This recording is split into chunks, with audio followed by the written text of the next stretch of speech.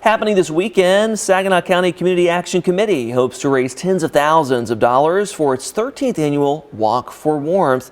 The organization wants to help lower-income individuals keep their homes warm during the colder weather. We say good morning now to CEO Hurley Coleman, joining us here on the show. Good morning. Morning. Glad to be here. Yeah, we're glad to have you.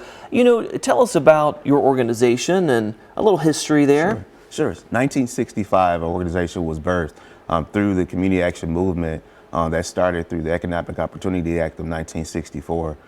So with that, thousands of community action agencies birthed all across the country. And we were fortunate to be one of the numbers in the state. There's 27 community action agencies in the state of Michigan, and we're one of those that we serve the Saginaw County as a single point agency, and we've been doing that for 60 years. Yes, a lot of history there. And talk a little bit more though about how you specifically try to hone in on those needs in the Saginaw County community.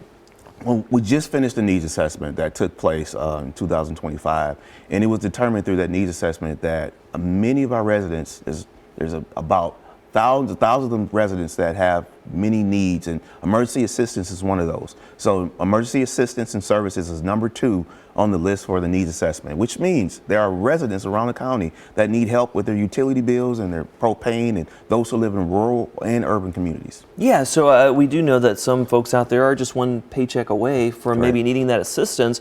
Well, talk about this latest mission coming up and what you're doing to raise money. Well, we're excited to bring this back to the community. This is our 13th annual Walk for Warmth, and we will be walking in the mall at Fashion Square Mall on Saturday morning at 9 a.m. to raise funds and awareness about what it takes to help people with their energy bills. There are people who do not qualify for services. People may get emergency assistance through DHS or other entities that help, but there are people that phase out right out of the ALICE population, asset limited, income constrained, but employed. They phase right out of that and they're not able to pay for those bills. So these funds are specially allocated to ensure that those families and those individuals who cannot get the assistance can get the help that they need for their families. Listen, you're just trying to look out for your neighbors. Absolutely. Right? Yeah. So tell us a little bit more about the walk itself. Weather is not an issue, obviously, with something like this, but who's invited to participate? So we're inviting churches, we're inviting community organizations, individuals. There may be people that take their Saturday morning walk outside in the park.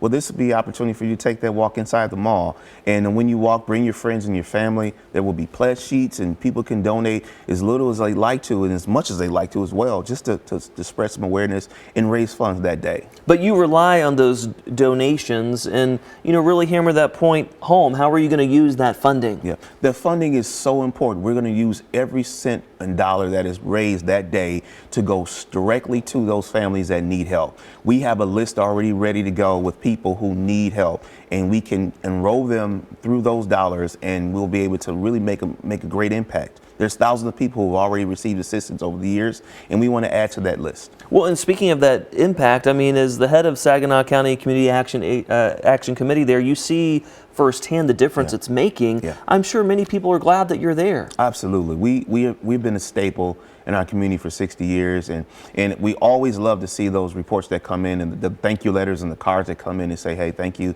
for allowing us to be an assistance to our family. And we want to continue to make that impact for years to come. And so we appreciate all the donations that have come in from our churches and our organizations, and we're grateful for everyone who's stepped in to help us out. Yes, again, we're talking about the 13th annual Walk for Warmth. And do people just show up? Do they need to register in advance? They can go to that website for more information, right? Yeah, absolutely. You can go directly to our website and you'll see a Walk for Warmth tab. You can go to our Facebook page. There's a donation link there. So if you can't walk, you can absolutely donate, and we'll have people ready to take you in as soon as you enter into the mall. Right into the center of the mall is where we'll be, and we'll have guides and people to walk you right through it and get you started. Oh, great. A great way to help your neighbors for sure. Thank you for letting us know about this event coming up. Thank you so much for having me.